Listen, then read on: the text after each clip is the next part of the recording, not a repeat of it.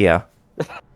And after that very broken intro, hello guys, welcome to episode 30 of our Bejeweled podcast. Man, 30 episodes, and to think it's taken 4 months to do this one, right?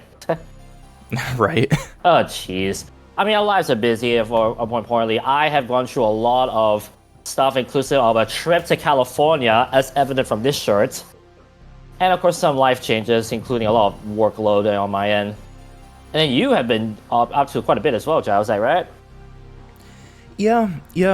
Getting used to like a typical, Monday to Friday, 9 to 5 type deal. It's after having part-time work that has had a varied schedule from week to week for several years. It's felt weird, but it's felt nice because then I have like evenings and weekends just off. So, yeah.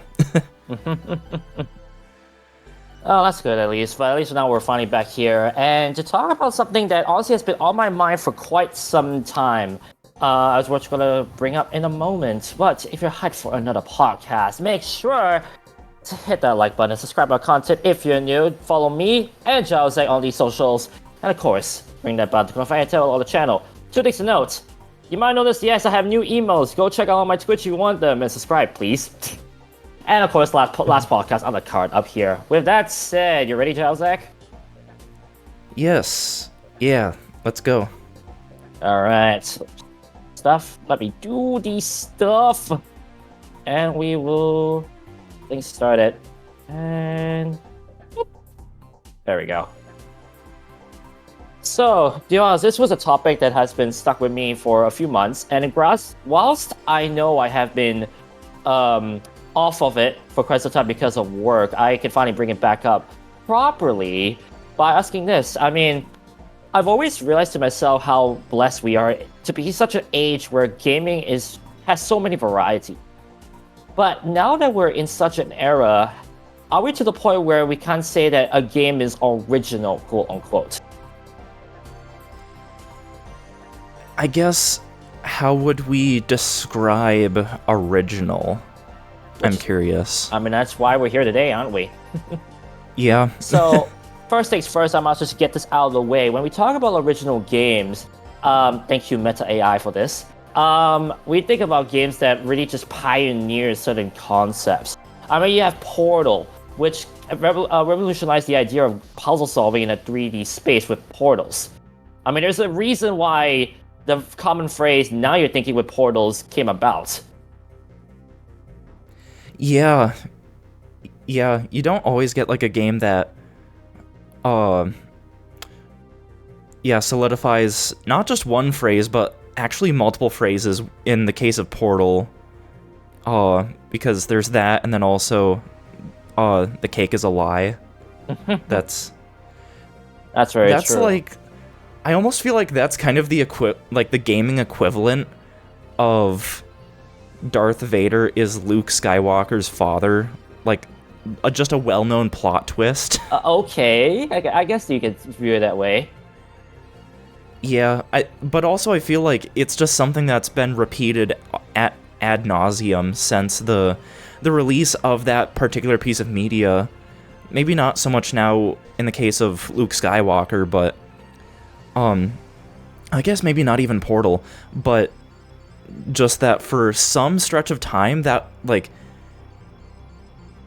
you could say that phrase and then everyone just kind of understood it. Like, it was kind of within the public's consciousness. That's very true. Such iconism. Iconism. There we go. There's the word I was thinking of. Yeah. Then you have games that are so classic that you don't realize they're original. Think of Minecraft. Minecraft popularized the sandbox-style gameplay and allowing people to just explore such an open, let alone random world every time they play a new seed. Yeah, sandbox game, with like a procedurally generated world that it actually feels cohesive and almost like it was pre-planned, but no, like it just got generated like the second that you hit the create world button. Yeah. I mean, let's think about it. Let's think about this. You know how there's so many like games that like, have randomizers. Like you have the Link to the Past randomizer, Super Metroid randomizer, Wario Land 3 randomizer, so and so. Mm-hmm. Think about it. Minecraft was the first game to do it. In a sense, yeah, because yeah, every time you generate a new world, stuff is in different locations. Even if you're in the same world and you just start going into like territory that's never been generated before, yeah, that's just like always fresh content, always new. So yeah, being able to like, I guess, improv with your gameplay like that is just part of the experience. The list of games, of original games, of course, can go on forever. You can think of Katamari, Sims, Super Mario 64 even. Those games have pioneered certain concepts that to today are still in effect. Right. Yeah, with like Mario 64, that really solidified like how games in a 3D space should operate and feel. I'm just now realizing that's the exact line that I used in my Mario 64 video. Nice. It's like I'm the same person. But yeah, like to the point where they personified the camera as a Lakitu, and now everyone just calls it the camera as to like the point of view that the player is looking from. That's true. Yeah, and gives you Mario 6. I guess you could say it gives you a fresh perspective of life. Yeah, just hit the C left or C right buttons, and then realize a Lakitu is hitting an invisible wall, and you have to wait 8 years for the more refined remake that I think gets too much hate. Welcome to 1996, everybody. Yep. And if you saying about hate towards a remake, I mean that's just the current age we're in right now, and I mean that's a topic for another time. But even then, I definitely agree with the sense of how like the pioneering of the 3D space, where really just like opened the eyes of everybody's minds when it comes to game engineering. Yeah, so many, just for so many years, gaming has, like, there always felt like that there was something new. At least that's what it looks like looking back as someone that wasn't there in like the days of the N64, and the previous generations and stuff. But it felt like for years there was just new idea after new idea. But then I feel like it got to the point where people really started to take certain aspects and certain ideas, like whether they're like new or pre-existing, and start to like kind of mix them together. At least like some developers were starting to do that. I say that because, you know, recently I got the Steam Deck and I've been messing with emulation. One game that I've really been playing is actually a childhood favorite of mine from the PlayStation 2.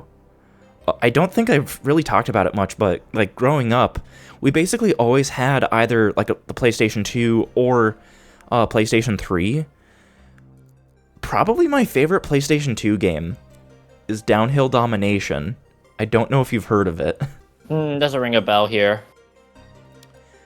Essentially, it is a downhill BMX racing game, like bicycle, like going down a hill, with a trick system that is similar to the Tony Hawk games, and also has a combat system borderline as insane, maybe not insane, but almost as wacky as Mario Kart in some instances. You can't see it, but my eyes were wide open when he said combat system. I'm like, BMX combat? Yes. Excuse me?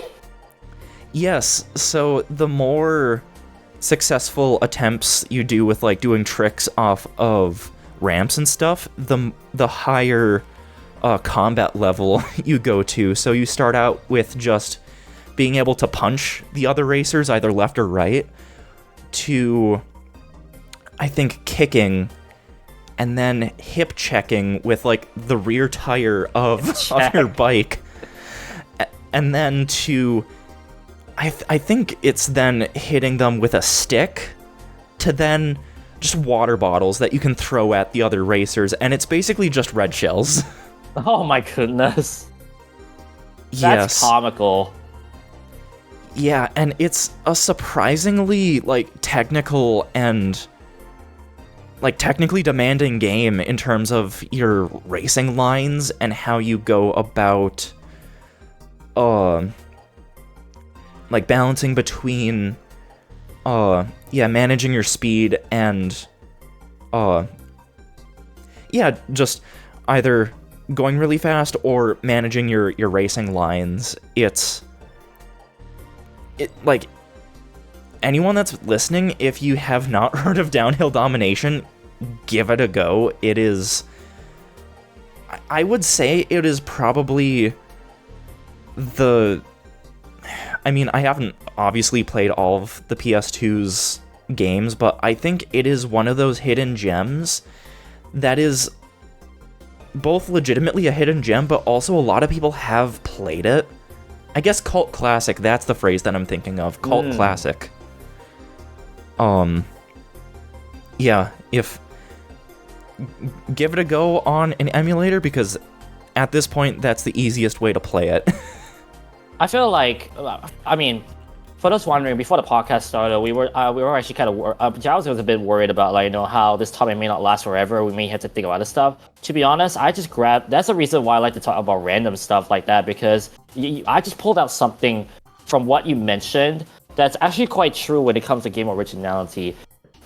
I feel like game originality has come to the point where some people have been trying to go for hybrid genres in order to make it original. Like you mentioned, BMX plus combat plus Mario Kart items or something like that, right? Yeah. Doesn't it sound like a hybrid to you? Yeah. I'm primarily BMX racing game with some elements of other stuff, yeah. Exactly. Like, it's not necessarily all just BMX riding and all that stuff. There's also some, like, combat system, which I was not expecting. Mm-hmm. And that right there, I mean, there's originality, but at this point, like, are we to where that has to be the norm in order to make original games? Yeah, almost like, taking different things from certain genres.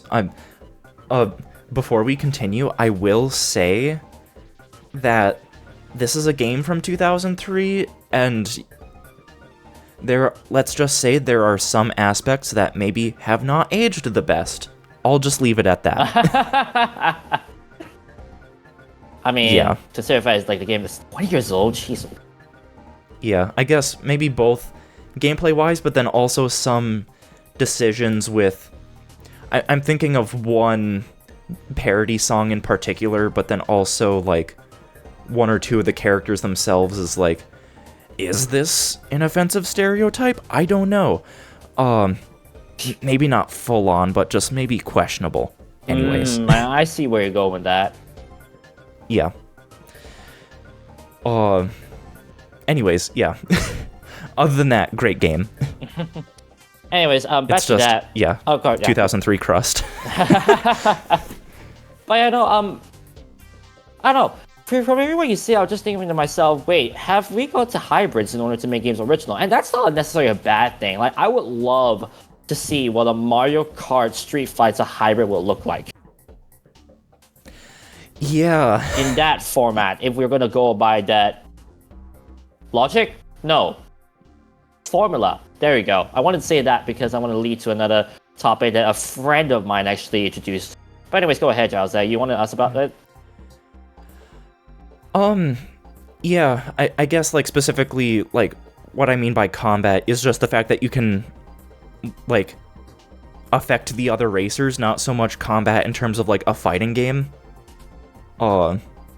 Yeah, I think that they just refer to it as combat, but really it's just Mario Kart type, like, hitting each other just with, like, blunt force. Get a hip check. Anyways, but yeah, it feels as though that there's no point. I mean, at this point, right, it's just so difficult to think of like original concepts with the genres that we already have known. I mean, let's think about it. When you think of the first thing I can think of, right, is Celeste. It's a platformer, yes, but the way that the platform is done, it's not only like Dark Souls-esque being a bit difficult, but also like the concept of how your character moves. Like that, in all sense, is original. Hi, Patrick. Hello. Yes, punch. Punch, kick, hip check, hydrate. Yes. Yeah, speaking of that. You got. Oh, wait, no, I was going to say it's not money for you. Yeah. Yeah, it does feel like a lot of developers, at least with a lot of the more popular and well-known games, have been leaning more towards the fusion of different genres and ideas as opposed to doing something that is more original. But is that a bad thing? Because, like, think about it. With movies, when was the last time that new genres, like substantial genres, have formed? Granted, yes, a lot of movies are sequels, but let's just kind of ignore that. Yeah. Thank you to C23. Yeah. But like I didn't want to throw shade, but honestly I had to when you mentioned that. Yeah. But yeah, think about it. Like, movies have been around for over a century, and when was the last time that there's been any sort of new substantial genre? I almost feel like we've gotten to the point with gaming, maybe not a forever point, that like we've pretty much exhausted all like the new and like varied and different genres that we can think of right now.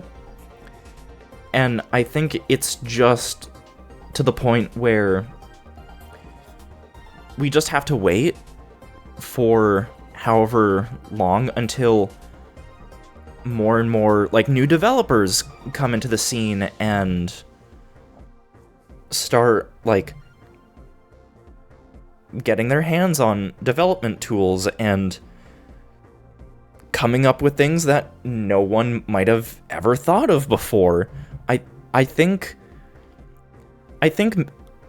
my answer to this is I think for right now, like, originality in gaming is stagnant, but within the like completely, or with the new games that are coming out, we're really honing in and refining on kind of what those genres can do and what we can get out of them, I guess. I see what you mean. Creators kind of just trying to stretch their mind as much as possible to make something, you know, their own. Yeah, and I guess, like, to circle back to something that, like, I was, talking about before we went live, so just this morning, like, the day that we're doing this, the stream, Fall Guys finally went onto mobile devices, and I always remember that game just kind of breaking the conventions at the time of what a battle royale could be. Like, before then, it was really mostly just shooters. Like, you get dropped in a big map with, like, weapons and stuff all around. Mainly PUBG and Fortnite is kind of what I'm talking about. That was at least what was in, like, the public's consciousness. But then I mean, before that, technically we had Nintendo with Tetris 99 kind of initially, like, throwing the spear into, I guess, that metaphorical iceberg of that current preconception of what a battle royale could be. It's like, oh, this doesn't have to involve guns. And then it was the next year, because Tetris 99 came out in 2019. Yep. But Fall Guys came out in 2020. And when that released and I saw what it was, it's like, oh my gosh. Okay, we're getting some actual new ideas within this game genre. And even even in the days of PUBG's and Fortnite's initial success and popularity, like that was a pretty new and novel genre. Like, it wasn't just a team-based thing or a smaller scale free-for-all. No, this is like 100 people within a giant game environment. A tournament, yeah, per se. A what? A tournament per se, because of like the many rounds they go through before the last man is announced. Yeah, but yeah, even within the past decade, there's been like a new major game genre. Technically, yes, like that initial idea of a battle royale within like the context of shooter games. Like, yeah, it was kind of just a larger scale version of what shooters were for years, but it kind of morphed into just this general idea of dozens of players all playing the same thing all at once. I think also that might have come to fruition just because enough people finally around the world had access to stable enough internet that I think was really also a big catalyst. You know what? That's very true. I feel like internet has gone much better over the years, and that's one thing. You know, off topic, I feel like we kind of like forsake sometimes. We're not realizing like, hey, we have much better access to the World Wide Web now than we've ever had before, and that has allowed gaming to also expand, as you mentioned, in the way that you battle royale, the term battle royale is defined. Yeah, I mean, yeah, the internet has been, like, for better or for worse, it is integrably better. It's integral to gaming at this point. Oh, integral. Okay. There we go. I understand what you mean. I was just trying to find what that word was. I mean, to be fair, I thought you were meant integratably or something like that. Yeah, just at this point, the internet is just a part of gaming, whether you like it or not. In terms of multiplayer-focused stuff and updates for games and that sort of thing. So I think by that point, we were just so used to the internet being a part of gaming that it just kind of felt like a natural... It just felt like natural progression to have even more people be within a single game environment. Yeah, I can see that. Yeah, and like it kind of started out as something that a lot of people were already familiar with. It's like, okay, it's a shooter game.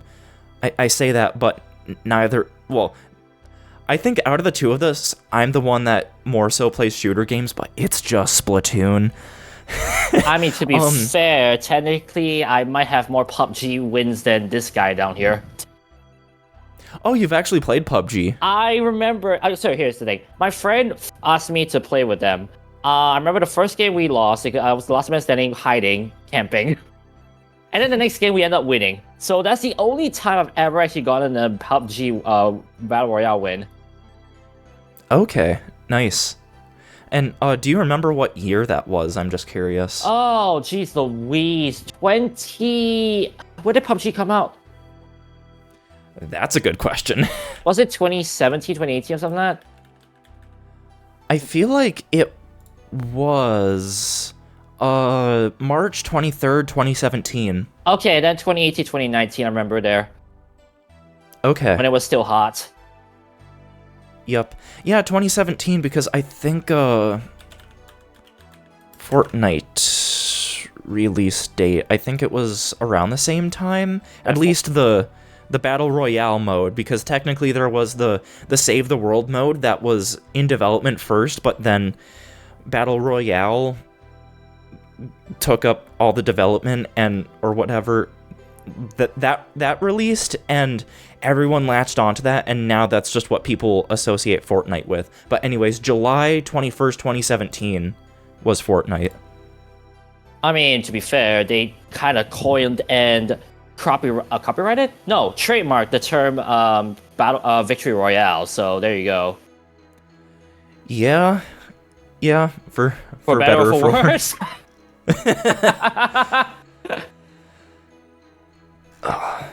That's so sadly true. It ends up either becoming a cool thing to say or just a meme at this point.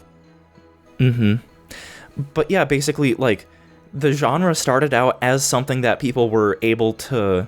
that they were already, like, familiar with and, like, comfortable with, and then at this point, it has morphed into just a general concept of, so many people playing an online game at the same time, either like elimination style, like Fortnite or PUBG, where players slowly get whittled down over the course of a game, or something like Fall Guys, where it's more round-based and just like a certain number of people get knocked out each round. That's very true. Yeah, so I feel like there's still some amount of innovation that can come from the Battle Royale genre. I just don't know what that is. That's just my intuition being like, there's gotta be more here. It's just, there has to be some... professional miner, game miner, to be able to dig deep enough to find those diamonds. Sure. Yeah, we'll go with that analogy. I mean, to be fair, it's kind of rare to see such stuff, so that's why I kind of made that diamond analogy. Sure. And besides, like, with you leaning on what you just said, I mean, the other game I was thinking of when we were talking about Fortnite and PUBG, I was like, where did this all started? Oh wait, Counter-Strike. Because you could say that Counter-Strike was where it all began with the first for the FPS genre. Wait, yeah, was Counter-Strike the... Maybe besides Halo, but to be fair, Halo is not necessarily a good real-life simulation of shooters. Yeah, Halo is more of like a... like sci-fi. Yeah, sci-fi, there you go, thank you. Yeah. I didn't realize how old Counter-Strike was, November 9th of 2000. Exactly, here's the thing. I always remember that as the very first FPS I've ever seen, because my brother plays it a lot. I was the kind of the oddball of the three brothers when it came to gaming, because I was the platform puzzle guy, while my brothers were both MMORPG and FPS guys. Didn't Doom have some online multiplayer before that? No. Doom 64 came out in 1997, I want to say. Okay. I'm trying to think of like the exact keywords to put into Google. I remember because no, it's not that. I know at some point I know that some Doom game back then did have online multiplayer. But you're just not for sure which one it was. Yeah. Okay. Was it the original Doom? Over local networks, but a 4-player online multiplayer mode was made available 1 year after launch through Duango service. This is from Wikipedia. Excuse me? What year was that? 93. What? Online multiplayer in 1993? I think they're basing that just off the fact that Doom released 1993, but I'm pretty sure Doom technically was the first multiplayer online shooter. Just from some basic Googling, yes, because, I mean, the internet was a thing in the 90s because of dial-up internet, like, just through phone jacks. Very true. So I guess it was able to happen even back then. So That's crazy. yeah. Yeah, it looks like Doom was the first online shooter, maybe even maybe not first online game period. Oh, duh, no. There probably were some other online games before Doom. But to think that Doom was the one with pioneered online shooting is like, bruh.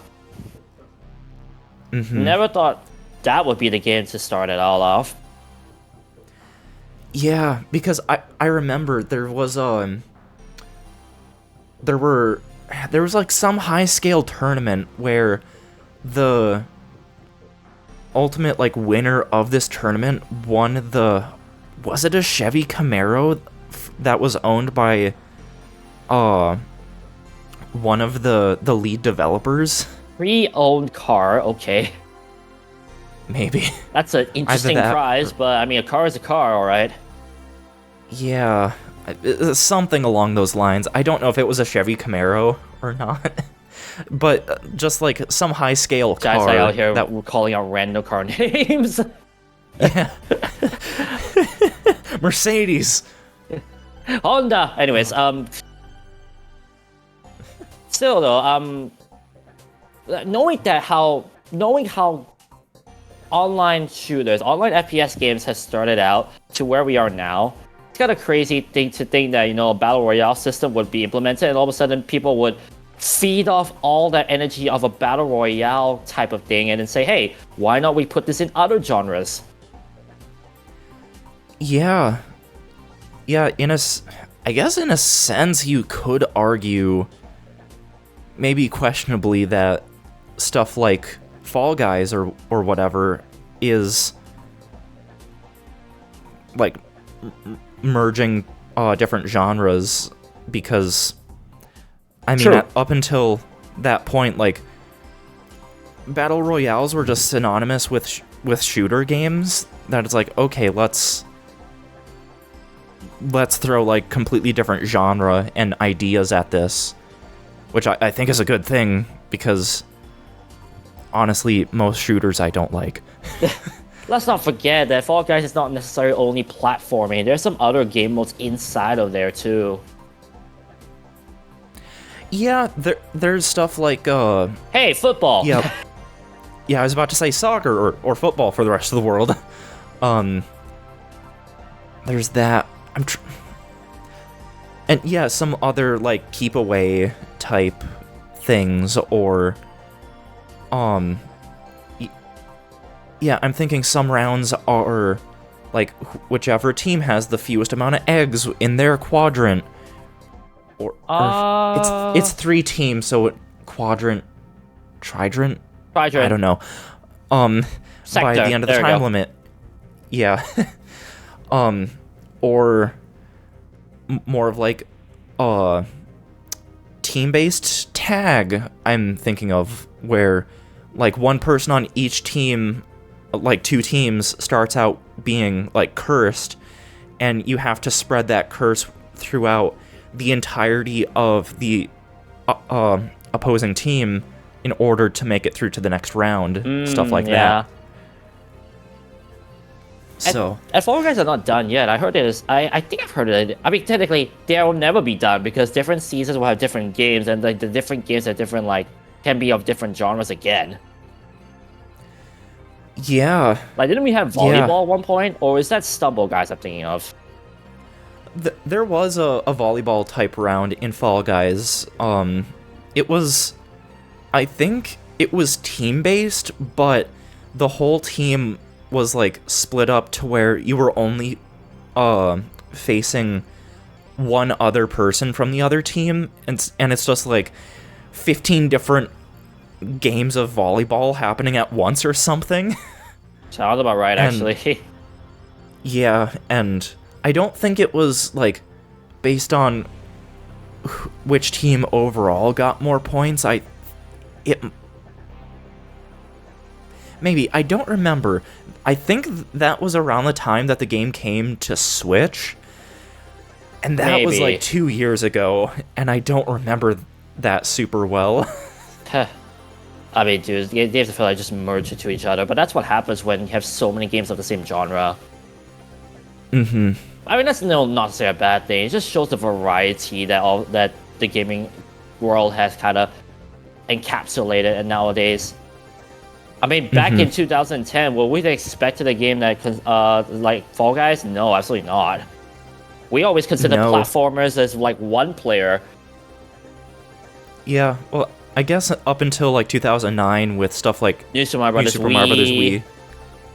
Yeah, that really was like, oh, this technically works with 4 players. It needs some refinement, but it works. And then all of a sudden you have things like nowadays, I think you heard Chain Together. Yes. Where like you literally is a 3D platformer, but the catch is that it's a team platformer where everyone's chained together. And if one person messes up, it can be a big pain for the whole team to recover. Yeah. So funnily enough, that reminds me of one of the Ratchet and Clank games. I forget which one it was. I know for sure it was on PS2 because we had it on Pico Park. A what? Don't get me started on Pico Park. Okay. Pico Park. Okay. Really? You don't know that? Oh. No. I wish I could play with you, but the problem is I know for a big fact that the internet is gonna mess both of us up highly. Pico Park, what is this? Anyways, you mentioned something about thinking about like relating the game to Ratchet and Clank or something like that. One of the side games. Yes, I forget what Ratchet and Clank game it was on PS2. I know it was one that we grew up, or that I grew up with.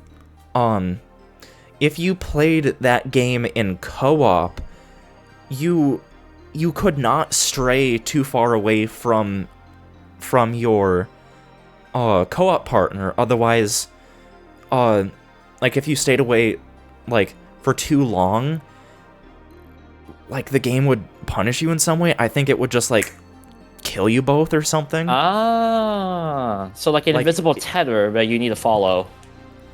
Yeah, I do know that it was like actually kind of part of the story that this is like kind of a messed up reality show almost. Oh.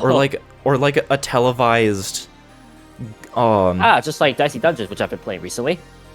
Yeah, almost like a televised thing, kind of in the same vein of Hunger Games. I don't know. I mean, I can see that. Mm-hmm. Yeah, I mean, you're currently looking up the. Yeah, I'm trying to think. It might have been. It wasn't Deadlocked, was it? Maybe it was, but that's specifically just a Ratchet game. Clank isn't on. I thought you were looking at the Pico Park thing that you're not aware of, which I'm surprised you haven't. I did look up Pico Park, and just looked at the screenshots at the top of Google. It does look interesting. How to say right now? If you have bad internet, good luck. Because it's very painful. If your playmates just keep messing up out there, not of their own fault. Okay. I want to say that it was deadlocked. I would have to go through and validate it, but the box art looks familiar. I'll say that. So you're not deadlocked on that answer, but nah. Sorry. What's wrong with me sometimes? Why am I not getting a good list of the Ratchet and Clank games. Here we go. I think it must have been deadlocked because none of the other names ring a bell, and the box art immediately, it's like, okay, yes, I remember us having this. That's why you're kind of set on that. I mean, that usually is a good sign. And I would believe you, since I haven't really played any of the Ratchet games myself. I've seen gameplay of it, but not necessarily like in its full capacity. I will say, at the game that I've played from this series the most is All for One on the PS3.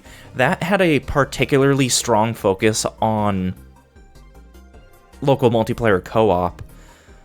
To the point where I only ever remember playing that game co-op with other people, like namely other family members at the time.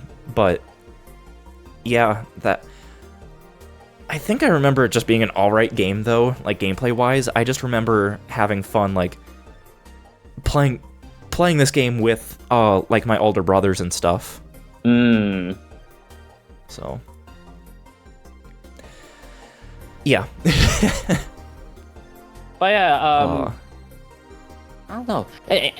I didn't really want to go along this path, but honestly, now that I think more about it, it's like, should I have? I want to mention that the more we talk about multiplayer, the more I'm just thinking to myself, have developers gone that route? Because I felt like there's been way more multiplayer stuff where games are mostly trying to ask people to work together, quote unquote, wouldn't you say? I mean, that might just be me. Yeah, I mean, a lot of the focus with multiplayer stuff these days is, yeah, with Battle Royale and being, like, conquering, like, the entire crowd and, being the last person standing or whatever. Or, like what I said, like, working together, that kind of stuff. Because I mean, let's think about it. There was Chained Together, there's also Phasmophobia, there's also... what's that a game called? Parental Discretion? Parental Advisory? Or something, I forgot. Content warning? Thank you, content warning. Yeah. So I feel like that's been more on the up and up as of recently. Yeah. Yeah, it's, yeah, I'm starting to kind of lose my train of thought because with the water that I've had, it's like I'm already thinking I might need to go step out here for a minute. Oh, jeez Louise, Jalzak. Yeah. But that's sorry, I was just putting away my iPad. Yeah. Yeah, I guess what was the thought that you're trying to get at? I feel like more like games have been on the multiplayer sense, and granted, they have been more original as of recently. Like, you think about it, like content warning. If I'm not mistaken, it's about like trying to make the best video, quote unquote, with your mates on a scary, like atmospheric kind of world. Yeah, I mean, honestly, I just know the title. I've never actually seen gameplay of content warning. I remember that. That's why. Phasmophobia, working together, how the ghost. I mean, that's kind of. It's like they always like to say those ghost hunters are not real, quote unquote. Then all of a sudden, hey, I'll let you become the ghost hunter, not in real life, quote though. Right. It's kind of interesting. And then what was the last game I mentioned? Chained Together. I mean, that is also original concept. You chain together to do a platforming game, which, I mean, who ever thought of that? Yeah, in a sense, like, what was it? Human Fall Flat? Do you do? There you go. Can you do like platforming and puzzles? Yeah, I'm just thinking, are you able to like let's say someone's grabbing onto a ledge, but like you don't grab onto the ledge. Are you able to grab onto that person that's on the ledge and like go up onto the platform, or am I just misremembering? Famous words. You can do it very carefully. Okay. Okay. I mean, it's not easy, but it is possible. And granted, what's the term I'm thinking of when I talk about Human Fall Flat? The slapstick physics in the game, right? You know, that's what makes it unique, but also hilarious. And you wouldn't expect such a platformer like that to gain that much attention, but because of the slapstick comedy, it makes it original. Right. Yeah, and especially with like the almost like ragdoll like There we go. That was actually the term I was trying to find. yeah, like the loose like movement of your character. There you go. Yeah. Which is kind of funny because you get something, funnily enough, kind of similar with like Fall Guys, where it's like the overall movement is can be defined as ragdoll. Yeah, or kind of bordering on probably my favorite word as of late, which I feel like I don't know if it's a word, but kludgy. Kludgy. Excuse me? Yup, it's from what in the Oxford. Gen Z language are you talking, buddy? No, it's sorry, I had to. It's in the. No, you're good. It is in the dictionary, defined as awkwardly or inelegantly made or done. Okay. So basically, me want to take a pottery class. Got it. Yeah, I mean, I've never seen you take a pottery class. That's very true. Yeah. I love this. Pottery stream when? No. Even then, I don't think I will have the assets to be able to film there, to be honest. You could, I mean, if you really wanted to, just like ask different places in advance. Yeah, maybe I do know about certain places in Singapore that can do that. So it's not out of the realm of possibilities. Yeah. Whoop-de-doo, just like how the realm possibility of gaming originality is still pretty much wide open with how games are being developed nowadays. Yeah. Yeah, so I feel like it kind of circles back to we might not have entirely new gameplay concepts or ideas, but seeing how people can like mash different ideas together either in a way that really flows well together and almost feels like this should have been already made, or something that may feel a little kludgy, but after you play it for a while, it like starts to make sense. Basically, I think there is still originality in how you can combine pre-existing ideas together with maybe some extra, like, one or two just new ideas. Just throw them in there, whatever those may be. That's very true, yeah. It's interesting looking back at my list of games that Meta AI actually kind of brought to me. I'm noticing like also recently, that's like 2015, 2016. That's when most of the original games have came out. At least that's the list it gave me. It's quite crazy knowing that it's been a long while since we've seen one prominent game per se that has done that. Though I feel like I agree with you, it's not over. I feel like there's just so many other ways games can be original that I don't think we even scratched the surface. I feel like. Yeah, and I mean, really, like, putting it in perspective, it's gonna be next year that's gonna be the 40th anniversary of Super Mario Brothers. I feel like that's really when gaming truly kicked off and was here to stay, globally at least, because here in the States, during the age of Atari, people were really just losing not just interest, but trust in video games, and Nintendo really, like, helped to revitalize it and has help to keep gaming consistently within the public's consciousness. Only 40 years. In the grand scheme of things, gaming is still a pretty new medium in the context of, like, television, movies, music, books and literature, that sort of stuff. Theater. You know what's crazy now that you say that? I feel like also with gaming, certain genres that you feel as though are like very kiddish or like outdated are still being brought back every so now and then. Think of the arcade sense. When you think of arcade games, you think of games that go on forever until you die. And that was popularized a lot with PopCap. I mean, look at the game I'm playing right here.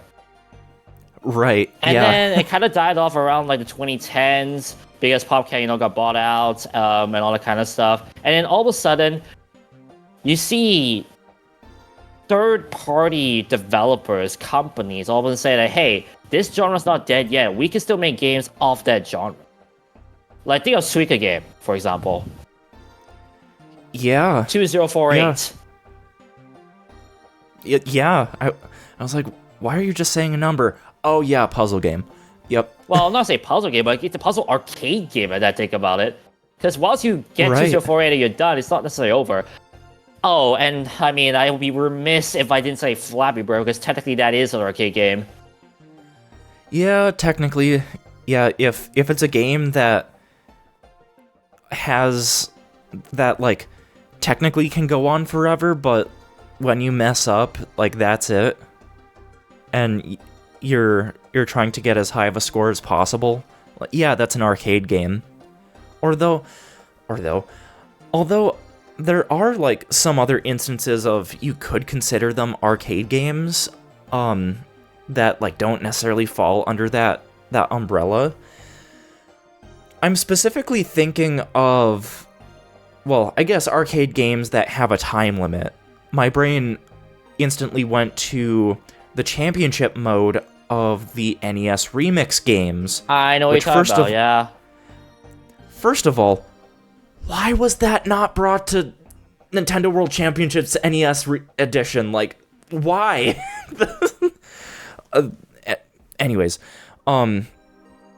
where, yeah, you're playing through, like, a set of games going for a high score. But if you mess up, like, that's not the end of that run. You're just trying to get as many points as you can within the time limit. Technically, yes, it is. Could still be considered an arcade game because then you can still compare scores within, like, knowing that there's that criteria. Completely off topic. I don't know if I've really talked too much about my experience with that mode in particular. Have I? Wait, what mode? The championship mode in specifically Ultimate NES Remix. Oh, I see what you mean. I mean, go ahead. Yeah, just, like, kind of briefly. So, I really got into that mode when I got the game back in 2015 into 2016. Like, I fully 100%ed the single-player stuff. Somehow, I ended up not just on the leaderboard for, like, the US. I got first. And I was there for years after not touching the game after getting first. It wasn't until the final year of multiplayer servers being active that people finally caught on and dethroned me. So, I mean, so that means you're technically the king of NES classics then. I guess, yeah, because I held on to first place for years because no one else was playing the game. Well, there you go. So it's never for not paying attention. Right. Honestly, for years, or maybe not for years, but just for a while, it's like, I'm not going to say anything about this. This is just going to be my own little secret. But then, yeah, people, I think I did actually post some pictures about it. I side heavily As I say, just like my world records. Yeah. I think I've held. I think my longest held the only world record was my Recredibles world record for like 7 months, and then someone finally caught on and it's like, "Oh man, I see his record." Like, nah, no, I'm not chasing that. Nice. But then again, I still hold a world record all the more in Super Mario Bros. Deluxe. Mm-hmm. A 9-year standing world record at that, finally trumped by me. Nice. Nice. Yeah, it's yeah, I don't know why they didn't bring a similar mode to this new game on Switch, but anyways. Yeah, even with stuff like that, you can like retool things to give a fresh experience. And I almost I don't think that is really a bad thing, because at this point people are knowledgeable and comfortable with like the main genres that are out there. So if you have a game that is relatively easy to explain and you can get people to piece together different parts of different games, that might almost entice them more to try that game out if it's easier to explain with these already established ideas and concepts. Oh, absolutely. Yeah, like in Fall Guys. I keep going back to that just because it's been on my mind, because I played it for the first time today in like forever, where it's like, it's basically like take the secret levels from Super Mario Sunshine, but it's a couple dozen people running them all at once, and your movement is a little stiff and that sort of stuff. Being able to explain a game concept with like taking, it's like this, but this and that, almost like it's a bad YouTube title. I think that is okay. I was not expecting you to go on that chain of thought, but okay. Super Mario Brothers, but if I touch red, the video ends. Yeah. Maybe not quite that. Okay, so the video's 1 second, because Mario is already wearing red. Yes. Sorry, I had a thought, but it's like, nope, not doing that. I don't know if you're picking up on what I'm putting down there. Not really, to be honest, but carry on. I mean, if the only thing that he is touching is red is his clothes. Yeah. Yeah. I'm not going to go there. Anyways, yeah, being able to explain games. To be honest, folks, I still don't understand what he's talking about, but that's all.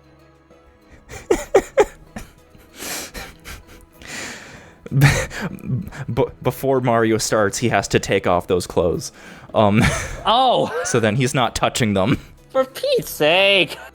Did you explain it? A what? Did you have to explain it? I felt like I had to, because it's like, am I not like hinting at it very well? I don't know. Not really. I think maybe it's just my myopic mind, but still. Also, I think I do actually have to step away for a minute to use the restroom. So it is the halfway point, I think. So we're more on the halfway point, actually, funny enough. So we're making good time. Yeah, the stream time says an hour 5 minutes. Yeah. So yeah, so I'll be right back. Go ahead. Actually, ironically, as I'm looking at the timing on my end, it's actually literally 59 minutes, so literally the halfway point. If not, maybe further up if we ending a bit earlier. With that said, I might as well give a bit of a life update, since I usually do these every stream, sorry. Week 9 of work, basically next week. It's gonna be interesting because due to a course I'm taking in preparation for a diploma I'm taking for 2025, I'm not teaching next week. So it's gonna be a lot of Zoom meetings, a lot of like studying, prep work, for what is to come for 2025 because as I'll probably make a future update video about this, 2025 is going to be the year of a lot of settling down, like knowing that I'm not going to be very focused with YouTube and Twitch projects rather than just, doing whatever I want, playing whatever I want, and just having fun with it whenever I can.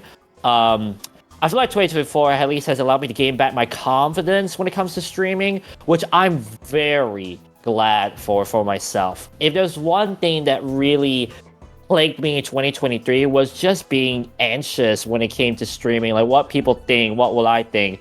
But I felt like I gained back that confidence, and honestly, it's been such a boon being able to do that. Now, granted, it may not be getting as many people as I used to back then when I first streamed, but that's just all besides the point of gaining back the confidence that I ever so needed in my my online career.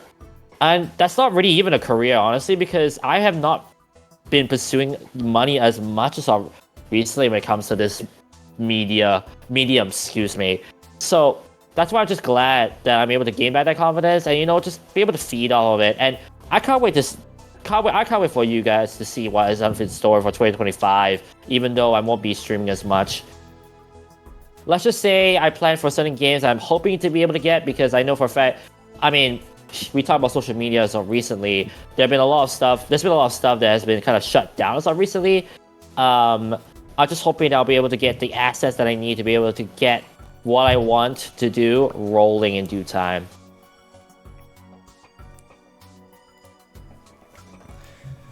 Anyways, I see you're back. Yes, hello. I was just thinking, if Mario did have to do that, and we're considering the color palette of Mario in the original Super Mario Brothers, it would just turn into a bad Dorkly sketch. Or, I guess that's redundant. A Dorkly sketch. There we go. Yeah.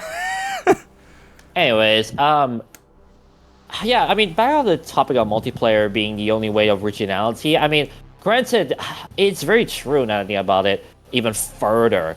I feel like with multiplayer, a lot of people think like, so the game concept can't work. People are still trying to dive and pursue the idea of having these games being in multiplayer, having a multiplayer style, just so they can prove their point. And that's not a bad thing, as you mentioned.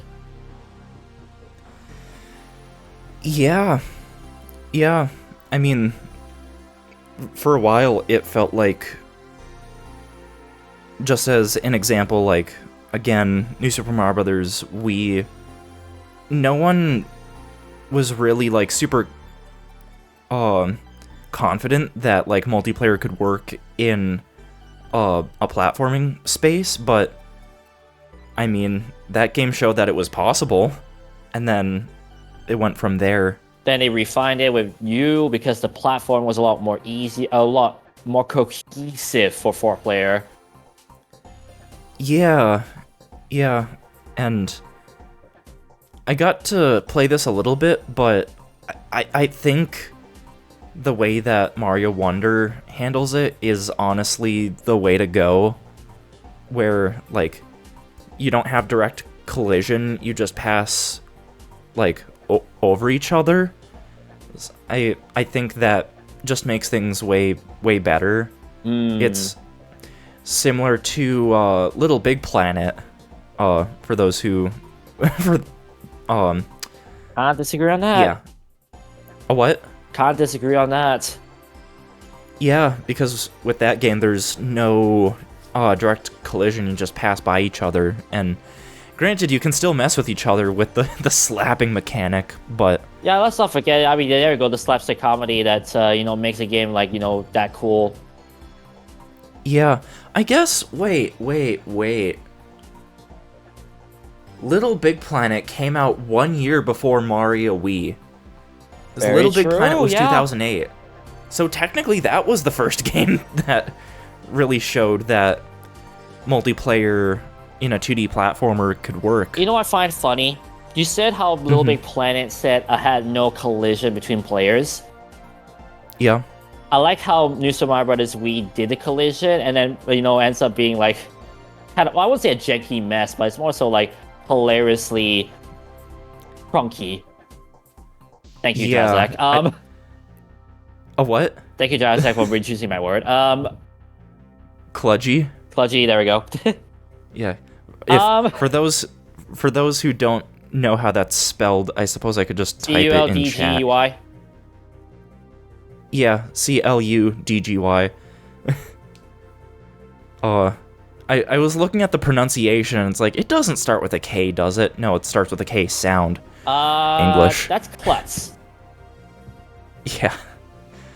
Anyways, continue. Yeah, it's... yeah. Yeah, and then also in the case of, like, Luigi's Mansion, who would have thought that that game would have actually worked out pretty well in a multiplayer environment? You're right. Because it started out as a single-player thing, but then with Luigi's Mansion 2, Dark Moon, they had the Scare Scraper mode that showed, yeah, with some retweaking, this can work. Although then they did add in co-op in the 3DS remake of 1, and then co-op was just a part of the story mode of 3. Why did they not do that with... Can you still hear me, by the way? A what? Okay, that's my question. Yes. Completely unrelated. Why did they not add local co-op to Luigi's Mansion 2 HD in the story mode? Yeah, they would have had to retool the ranking system, because then you have double the firepower.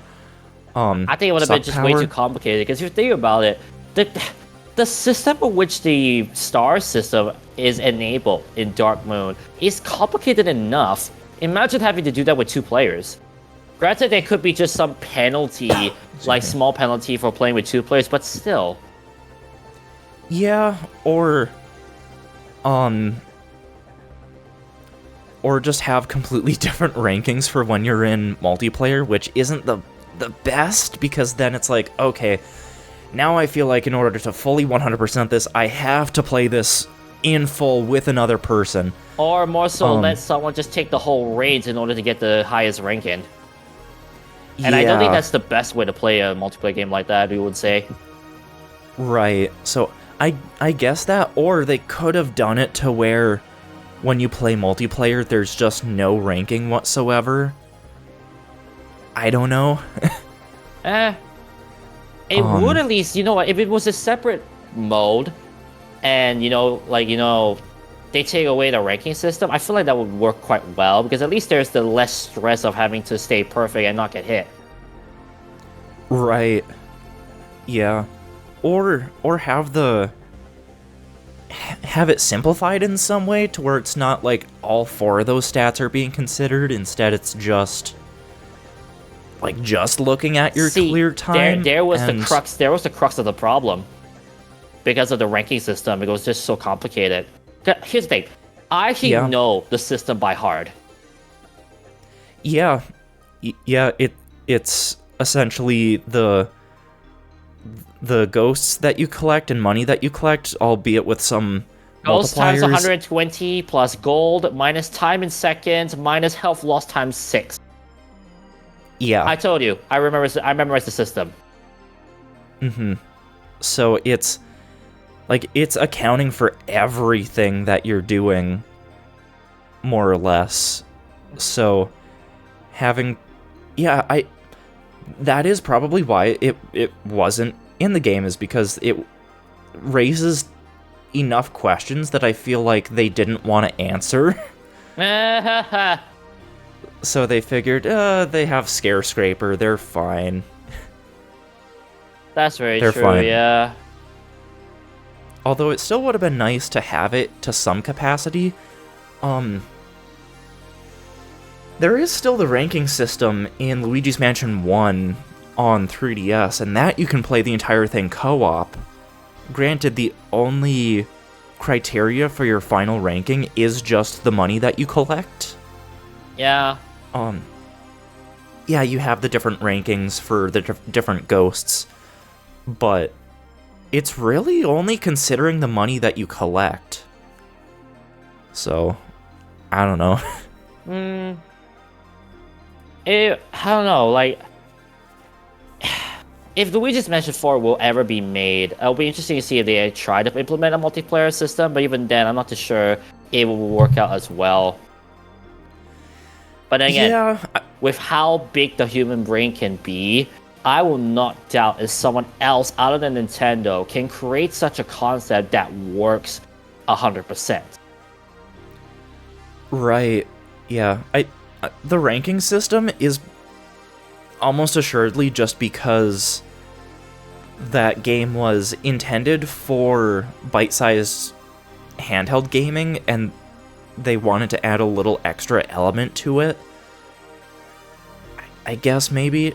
I don't disagree with that. But yeah, it. But then when they ported it to a system that can support 2 players, they're like, oh, great! How like this would take major reworking for it to actually be all right. And a lot of people don't really even like the 3-star ranking system to begin with, but in my replay of the game, it's like, it's not that bad. Like, sure, I did have to go back and replay certain missions a couple times, but it's really just being cognizant of where certain money spots are, especially like certain gold ghosts. And, oh yeah, those, jeez. And avoiding damage and going fast. It's not complicated. I mean, I basically just described what the ranking system is, just in different words, but it's not complicated. The game shows you the stats that it's tracking. That's true. I feel like at this point I could just go on like a whole like topic of Luigi's Mansion 2, but I don't know how much we're wanting to like stay on the main topic here. I mean, here's the thing. I mean, we did talk about Luigi's Mansion. We were actually discussing about this because I in my mind I was thinking to myself. I mean, we did talk about the comparison between all 3 games at one point in time, and that was back at podcast number 12. I think that was when I finally finished Luigi's Mansion 3. Okay. So there's that. At the same time, if there's one thing I did not talk about too much of, is the fact that Luigi's Mansion 2 really was an oddball. Like, I did talk about it on surface, but I never really kind of like dived deep into it. But you discussing about the scoring system, I mean, let's think about it. This is the only Luigi's Mansion game with an actual system per level. Luigi's Mansion 1 technically had a ranking system, but that was the entire game. And the boss fights, technically. I mean, yeah, for the 3DS version. Yeah, well, the rankings for the bosses were still in the GameCube version. It's just, it wasn't as big of a focus. Yeah, that's very true. Yeah.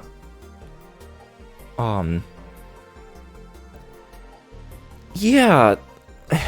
So, I guess like, during my replay of the game via the Switch, I guess technically it would be an enhanced port, because fun fact, if you have the ability to grab saves from 3DS games and you have like a modded Switch, technically you can actually just drag and drop your save data from the 3DS version to the Switch version. Wow. I know that because for some reason some people on Twitter were trying to use that as an excuse to like justify calling the game lazy, but it's like, why would the game have to completely retool its internal save structure? Like, honestly, like, who cares? Who honestly cares about that? I mean, you know the internet nowadays like to nitpick on everything. Thank you, Eminem, for proving that. That is honestly one of the catalysts as to why I have removed social media from my phone, is because of it, It's funny because, you know, how I'm like the opposite. I don't really like pay attention too much on social media. I mean, I do have Twitter, but I don't really pay attention to it much. I just scroll through and find very cute Sprigatito animations. That's it. Honestly, that is the best way to use social media, is just for Like, for example, cute animal Sprigatito trying content and to... cute art. Is, for example, Sprigatito trying to imitate a Cyndaquil. Yes. Shout out, Totaro, if you were listening to this, shout out to you, man. Mm-hmm. But yeah, just with the state that social media is in, it's just like, okay, yep, nope. I am not having this accessible everywhere I go. This is just not healthy for me. Unless travel inside the mind of the hater, because I don't see... Wait, I forgot the lyrics already. Because all I see is a bunch of complainers. There we go, some of that. Yeah. I mean, ain't that the truth? And then, Mm-hmm. bit off topic, but on the topic of like nitpicking, it's like, you know, like with fame, with fame, freedom of speech dies, and it's just like, oh, that's so true. Yeah, in a sense, because yeah, you don't really want to risk angering like a large portion of your fan base. Exactly. And it's just so sad knowing that there's such a thing and not be, you know, vocally said without people being like, oh, you suck, and all that kind of stuff. Yeah, I suppose, like, as long as it's just, like, kept to stuff that ultimately doesn't really, like, matter in the grand scheme of things, like video games, it's like, say really whatever opinions you want, as long as it's, like, doesn't go into, like, actual real-world issues. But yeah, anyways, it's like, okay, yeah, people are apparently complaining about the Switch port of Luigi's Mansion 2 being a port of the original 3DS game. And it's like, okay, nope. Nope. I will remove you from part of my consciousness, because that, and also just Sorry. Something about that word is like, I will remove you out of my consciousness. You're kind of crackling a little bit. Oh, am I? Am I now? Just try, like, speaking a little bit more. 1, 2, 3, 1, 2, 3. Okay, you're fine now. Okay, good. Phew. And even though I do think there's some validity to, like, the whole, I guess, trend of people switching up on games, I think there's some validity to the thought of, like, yeah, playing a game for the first time, especially if it's at launch, and then kind of putting it away, letting it sit for a while, you experience life for some time, and then you go back to it. I feel like more people need to do that in order to get a better sense on a given piece of media, because I think the whole concept of, like, phrasing it as switching it up on media is kind of disingenuous to, like, what is actually going on. I think there are some people who are doing it, yes, for the attention and all that, but I do think there is validity to that whole concept, because that's what I do.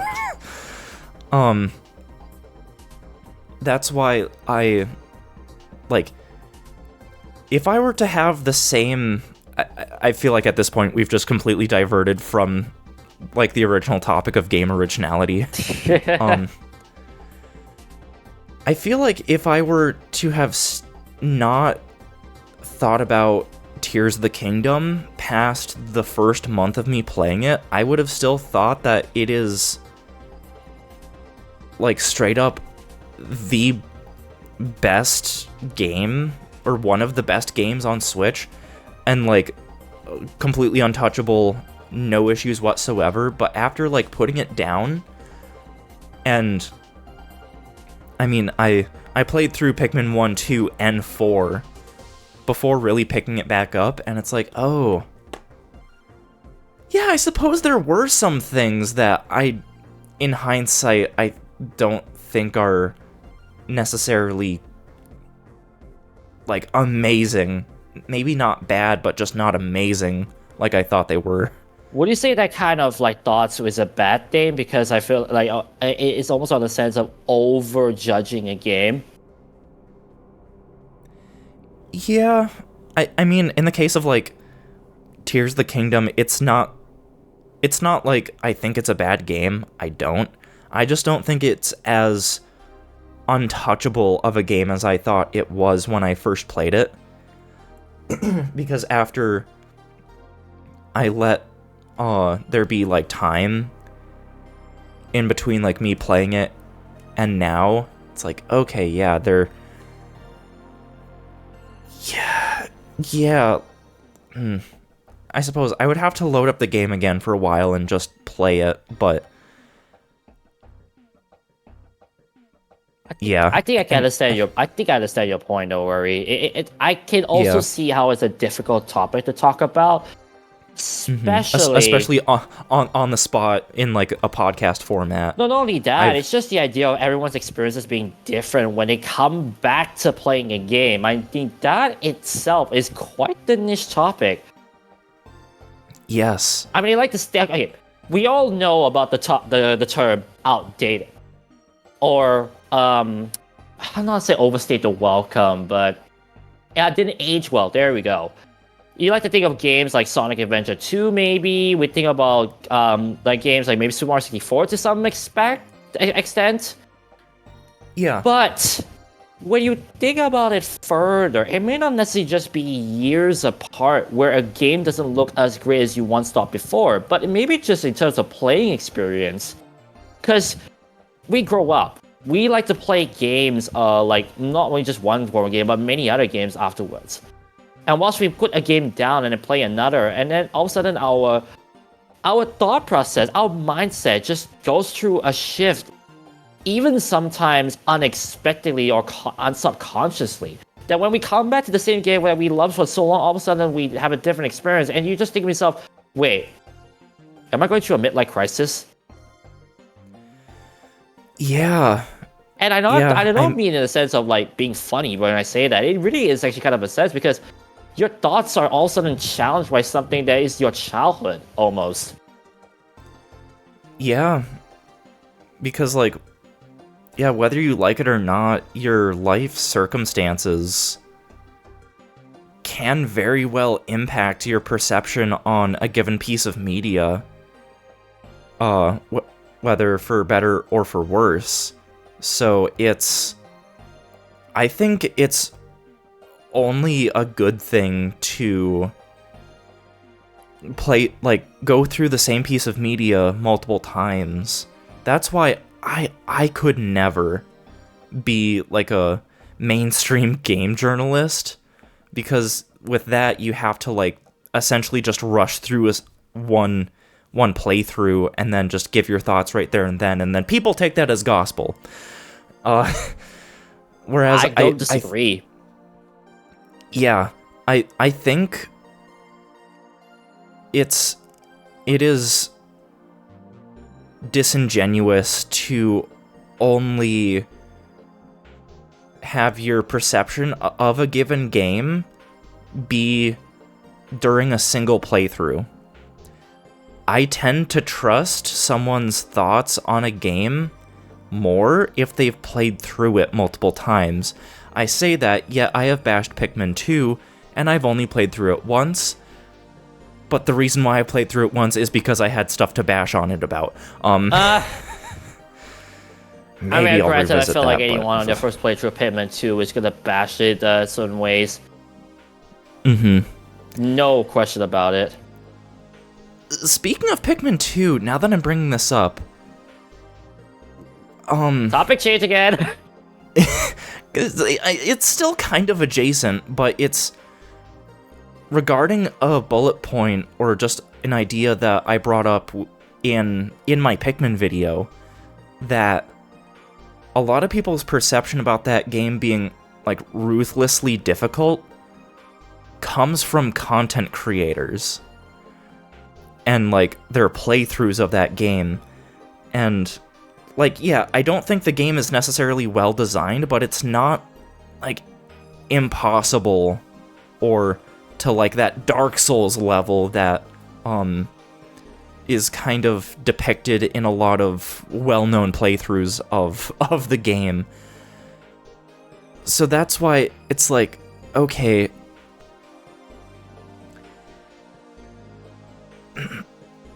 what's the point that I'm trying to get at? Basically, like, not really... Yeah, trying to remove the experience of, like, content creators who are playing through this piece of media for ostensibly for a paycheck. I've learned that they're like, yeah. If I feel like I'm kind of losing the thought here a little bit. I can bring it back by saying this. As someone who has always said I play games just for a hobby, and my YouTube and Twitch are both my gaming diaries. I can say that, at least for me, when I play games, the experience is genuine. Like, my reactions, my talk when I play with other people, like, it's all genuine. As well as that voice practice now. It comes to the point where every gamer is going to have their own opinion, their own experience, whether they play for money, whether they play for fun.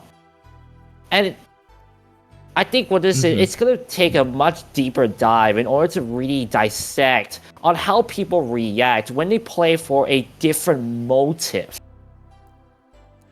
The human mind is so adversely complex to the point where we can't, it's going to take more than one podcast, I feel like, just to be able to say, like, when I play this way, I have a better experience or worse experience. And I think the point you're trying to drive on overall in all this is, like, it's so difficult to, like, take opinion of someone on a game that you want to play, because their motives may not be the same as your motives, and because of that, your experience may not be the same as theirs.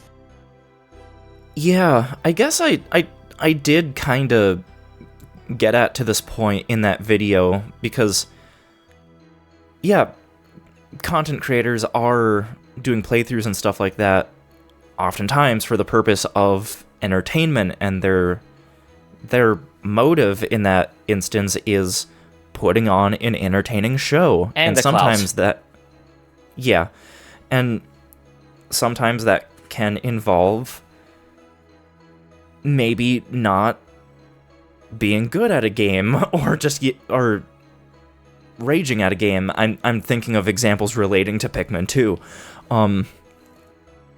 Yeah,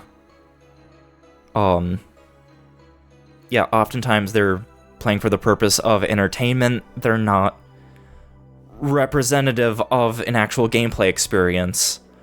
So I really feel like I've been starting to value the ideas and experience of people who have played a given piece of media at least twice, if not more, over a longer stretch of time, and not like a playthrough after playthrough after playthrough of the same game. There you go.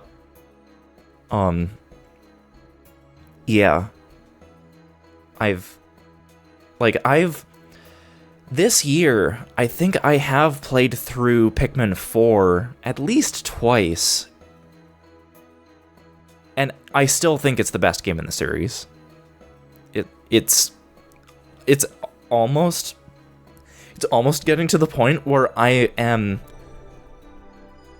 even just more I'm thinking higher of the game now in comparison to the others. It's like, it's not like the other Pikmin games are bad. Like, it's especially like a fun, like, gameplay element of like how you're like a bigger squad is like more unwieldy to play with and like utilize. But also Pikmin 4 is just fun to play overall. So Not wrong. yeah. I don't know what point I was trying to get at, but I think that's like half this podcast. But then again, I mean, I say I helped you with that because I see where you're going with this, and you know, it really the only reason I'm able to like relate to that is the fact that I've seen that in real life, not necessarily in a gaming sense, but just real life experience. I feel like with the same activity, people are going to have different responses, different experiences, different opinions of that. And the worst part about this society that we're in right now is the fact that some people just don't know how to take that with a grain of salt, let alone be able to, you know, accept those opinions. And that's all the more, even more impacted, let alone relevant in the in terms of gaming, because people have to understand everyone's not going to have the same experience. Him had loved Secret of Mana. I had a bad experience with it. That doesn't make the game bad. Exactly. Let me think. What else can I know of a sudden the other game? Oh, Scarlet and Violet. I loved my experience. Yosh, I know, absolutely hates the game, but that's just because his Switch has been lagging out for him for so long because of the game. That doesn't make it a bad game. Yeah. So yeah. Although okay. I almost feel like in that instance, with how many people have had issues with the game, it's like, okay, I feel like there's something deeper just in terms of how that game's code is overall like structured or just designed. I mean, I'll say this straight out. If enough people are complaining about it, I've had 0 crashes. Throughout the year plus I played, I had 0 crashes in the game. That is, I'm honestly, I am in the extreme side of opinions when it comes to Scarlet and Violet, because I know so many people have mentioned about crashes, glitchy gameplay, all kind of stuff. Honestly, I'm in the extreme end because honestly, I've had 0 crashes in my game. Yeah, and I do think that like even if your experience isn't within the like doesn't go along with the public's the norm. Yeah, I do think it is good to still be like, hey, this was not my experience, so then other people know that like what most people are talking about isn't like 100% what your experience will be. But at the same time, if enough people are saying the same thing, like there's definitely credence to that. So I think, what is it? I don't think they're like mutually exclusive. Is that the phrase? Yes. I think they can both like exist. Yeah, no, you said the correct term. As a math person, you said the correct term. Okay. Because mutually exclusive basically means 2 events that don't intersect each other. And for them to exist, they have to be mutually inclusive. Therefore, they must merge at one point. And so that is the correct term. And overall, I agree with that. That sentiment. Man, we were worried about having to discuss long about game originality, and then we just came up with a topic of our own. Yeah. Which is good. I mean, I brought that up before we went live, just so then like we had maybe a couple things on hand just in case nothing was gonna flow. But I knew that like we were gonna go on some road. I don't know what road, but we found one. To be fair, this road is so relevant with what Eminem has mentioned in the songs I've been reviewing, so I'll be honest, I'm thankful that you actually brought this up. Nice. Because I feel like social media, if you follow it too much, it will just spoil a game for people. And it's just sad knowing that seems to be the norm, unfortunately. Yeah, that's why it, like, even though I'm still active on mostly Twitter, I really haven't done too much on Threads or Blue Sky at all. Part of me is also glad I didn't go to Instagram. Yeah, I mean, I still, like, browse Instagram some, but I haven't posted in forever again. Like, just kind of pulling myself away from a lot of the comparison, and especially negative comparison and discussion, it's felt good. it like, honestly... No sarcasm? I sure it has. Yeah, and I guess not just that, but, like, whole other topic, but not... I know I talked about games that are, like, technically within the current gaming, like, mainstream zeitgeist of, like, Fortnite and that sort of stuff, but playing games that aren't new releases and that aren't in the current zeitgeist,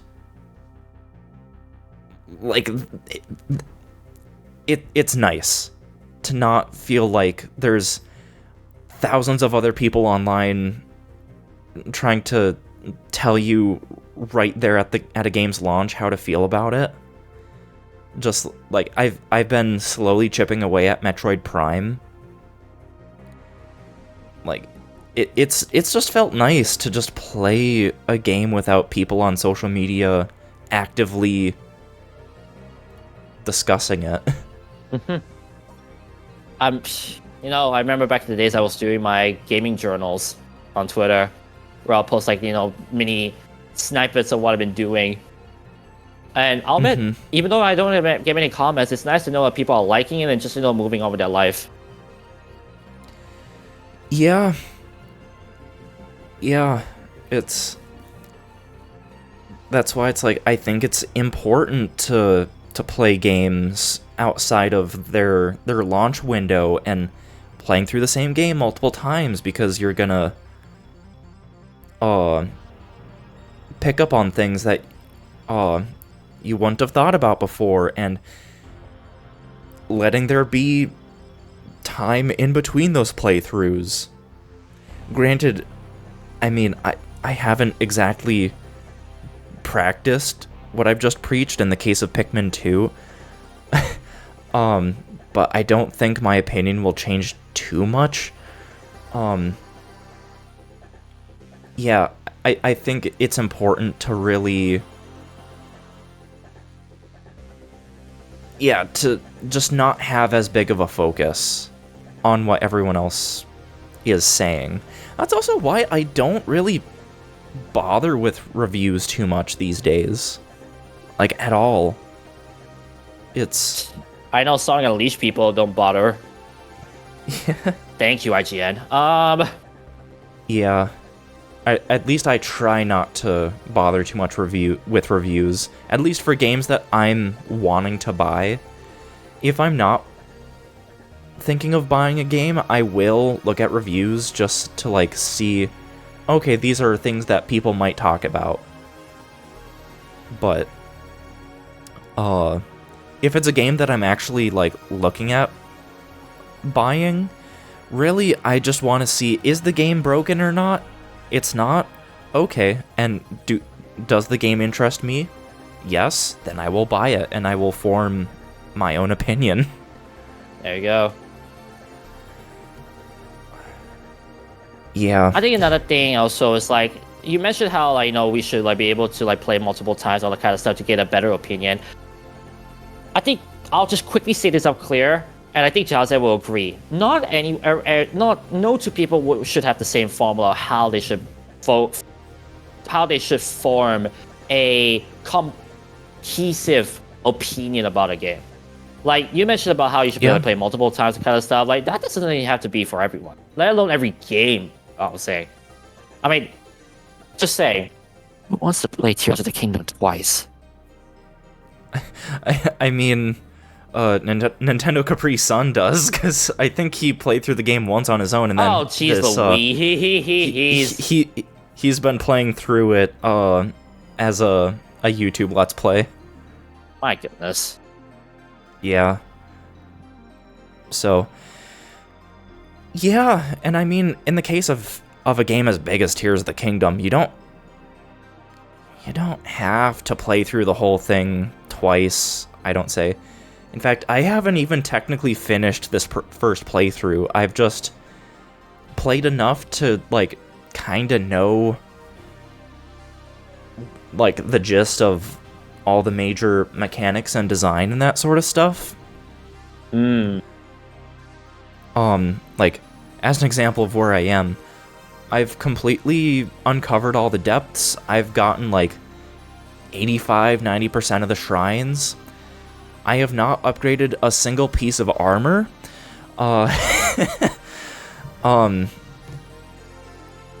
Yeah. Those are, like, kind of some of the bigger, like, touch points for, like, my playthrough. But I still feel like I've seen enough to where I can, like, formulate some thoughts. But, like, with a game as big as this, it's like, okay, some of that stuff can kind of go out the window a little bit. But yeah, like you said, yeah, well,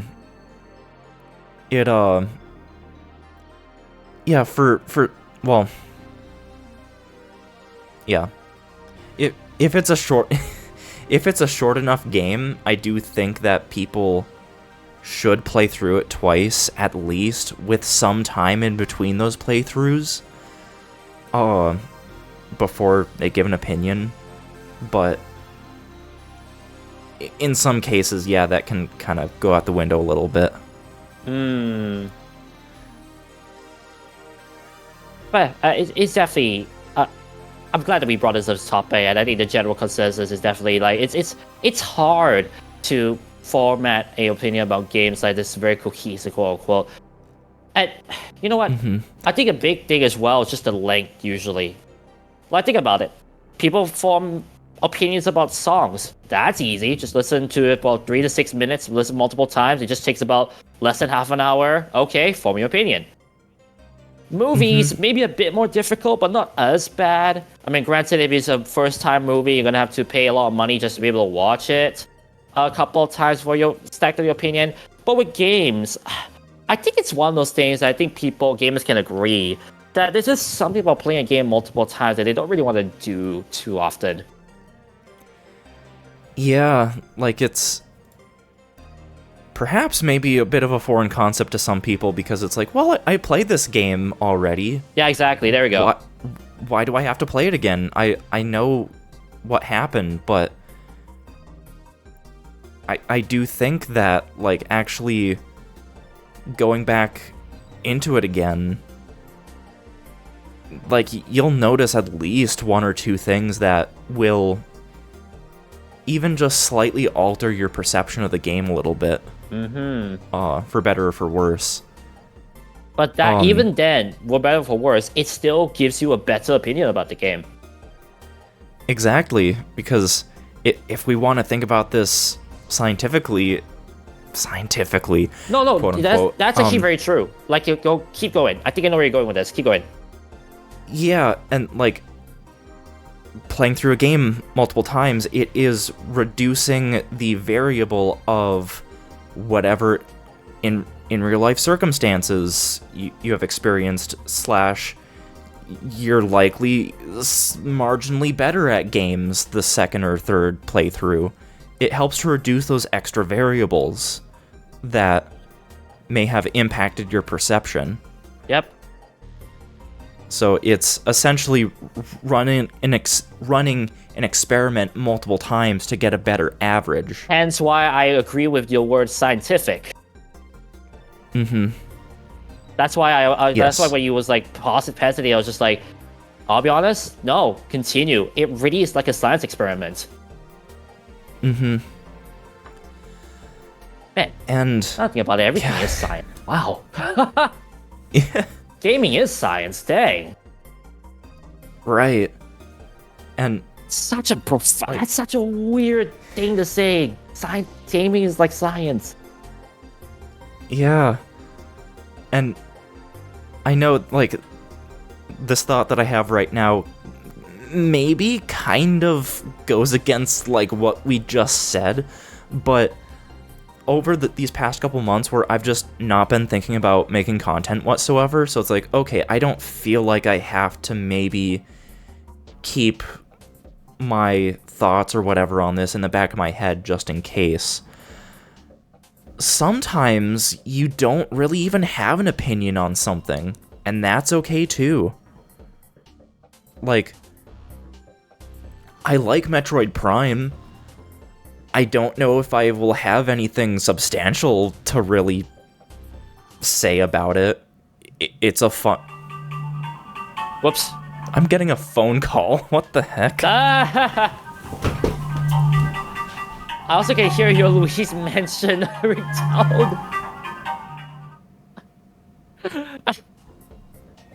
Man, I feel like we're gonna get the shorts or like the highlights of this. This will be a fun time. So honestly, this could be like, well, I suppose I could do long story short. So I'm testing out a new cell phone service provider, and my phone lets you run like 2 SIM cards at once. Mm-hmm. And for whatever reason, like after the first day that I got this trial eSIM, I've gotten just a random phone call. I'm gonna have to see if it's from the same number, but it's from, it's through this provider that I'm test running, and they did leave a voicemail. No, wait, today it happened this morning. They, dun, dun, dun. When I was, getting breakfast and stuff, it's like, they left a voicemail asking about tapes? And it's like, I know that I'm guessing like VHS tapes. I know that I deal with those at my day job sometimes with like transferring VHS tapes to digital. But no one would have this number because it was generated for this trial period. Huh. So it's like, what is going on? Strange. But if I do decide to go with this provider, I'll be able to transfer over my pre-existing number to them, so it's not going to be an issue, but still, it's bizarre. Anyways, completely off topic. I mean, duh, it's gonna be off topic. That was definitely weird. I like your Luigi mentioned 2 ringtone, by the way. 3, but thank you. Oh yeah, it is 3, duh. It's the... Sorry, yeah, it's the Switch... The Virtual Boo. Yeah, Virtual Boo. Yeah, I like it more than the Dual Scream ringtone. The Dual Scream ringtone just feels a little jarring at first. That's probably because it was actually my ringtone on my first, flip phone, but I didn't know how to import audio files directly, so I just played it on a YouTube video, and I put the audio recorder going on the phone, so whenever... I almost want to recreate it somehow, but just the exact recording, it was... it was ear-blasting enough to where it's like, it kind of muddies my perception about it. Yeah. but yeah, just in general, the Virtual Boo ringtone is a lot more subdued while still getting your attention. So, yeah, and fun fact, my notification noise is the Shrink Shroom sound from Luigi's Mansion 1. Oh. Yeah. Nice. So, yeah, that's, yeah, completely off topic from what we were saying. Thank you, whatever, Robocaller, or maybe not Robocaller, I think just random confused old man. Okay, I was about to say, Robocop? Yeah. Anyways. Yeah, Robocop is calling me. Clearly, anyways. Yeah, clearly there's something that only I can help with.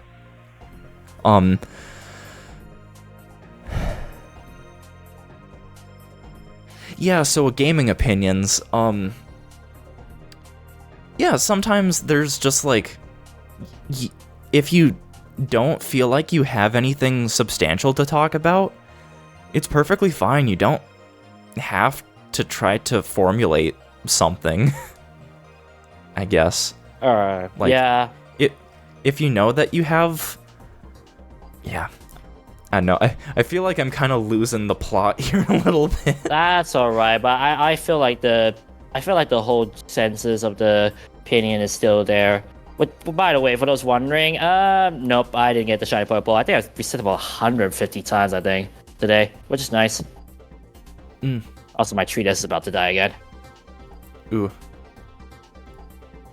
Anyways, but yeah, I feel like it's hard to form gaming opinions. I feel like it's gonna take years for someone to finally form a concrete opinion about a game. And I don't know. The reason why I feel like it's so difficult is that the easiest cop out of getting a general game opinion is just to hear everyone talk about the first time playing it. And the problem with that is, more often than not, it will be skewed. Mm-hmm. And unfortunately, because of that, that just makes it so much more difficult.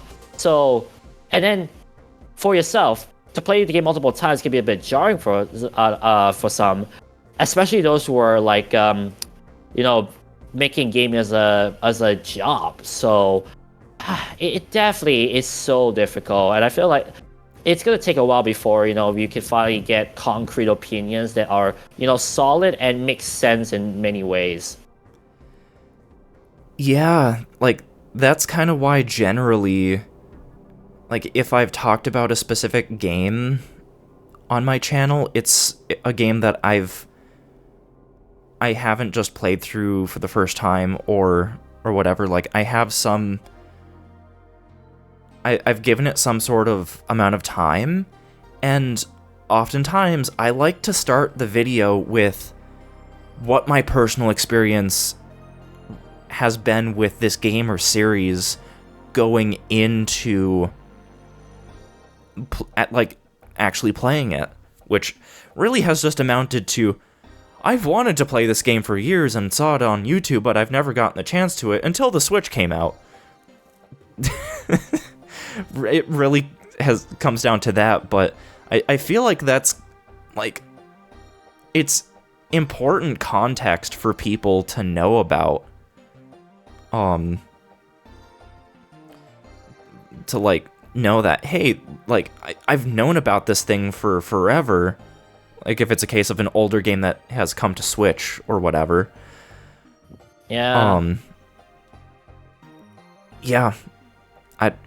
Overall, I think know. the general consensus, game opinions are difficult to format, and it will take forever, but it's alright. Yeah, and if you don't feel like you have particularly strong opinions, like, as long as you're having fun with it, there you go. Who cares? There you go. Who cares? Fantastic. Yeah, if in the wise words of Reggie, if it's not fun, why bother? There you go. Alright, with that said, that's gonna be it for the podcast. Boy, we definitely chat a lot more than I was expecting, or you were expecting, I think, in this sense. A little bit, maybe. But, I mean, we it's... dived well into topics that I'm very glad that we did. Yeah. Yeah, for the first podcast in months. It's like, okay, yeah, that went smoother than I was anticipating a little bit. Indeed, indeed. For those who are watching the podcast, that's a heads up. Next week, well, at least the next podcast, I should say, will be the week after this. Same time, Friday at 9:30 p.m. Eastern Standard Time. Me and a Game Scout will be talking about this year's Classic Tetris World Championships, all the experiences, all the match breakdowns, and some crazy statistics that even I can't fathom just recording them. Like, trust me, this year might be the craziest stats I've ever, tabulated in my life. Well, that said, thank you guys so much for watching this podcast. If you have enjoyed, make sure, of course, to follow me and Giles at all our handles. And, of course, subscribe to our channels over there. There you go. Thank you guys so much for watching. Yeah. But remember, the Adrenaline Rush is real. This is Liam121 and Giles X signing out. We'll catch you guys on the next podcast. Peace. Bye.